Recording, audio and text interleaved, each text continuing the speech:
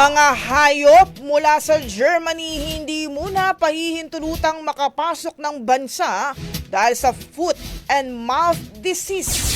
Brigada Sheila Matibag, ibrigada mo! Brigada Live Report. Sinuspindi na ng Department of Agriculture o DA ang importasyon ng mga hayop na posibleng matamaan ng foot and mouth disease o FMD mula Germany upang maiwasang makapasok ito sa Pilipinas. Ang pansamantalang import ban na ito ay matapos maiulat ang FMD cases sa naturang lugar noong nakaraang buwan.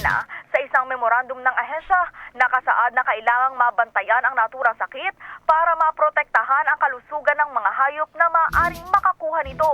Kasunod ng pagpapatupad ng kautusan, agad na sinuspindi ng DA ang pagpoproseso, pag-evaluate at pag-i-issue ng sanitary at phytosanitary import clearance para sa naturang commodities.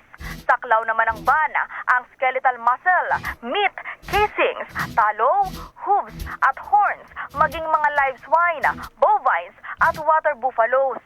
Bago ito, una nang ikinasa ng kagawaran ang pagpapatupad ng temporary ban sa importasyon ng domestic at wild birds, maging ng mga poultry products mula sa Maryland at Missouri. Ito ay matapos namang maiulat ang bird flu outbreak sa naturang mga estado sa Amerika. In the heart of changing lives, ito sa Brigada Sheila Matibag ng 15.1 Brigada News FM Manila, The Music and News Authority. Brigada. Ang bahaging ito ay hatid sa atin ng Power Cells Herbal Capsule. Tuldukan ang sakit dahil ikaw ang sandigan.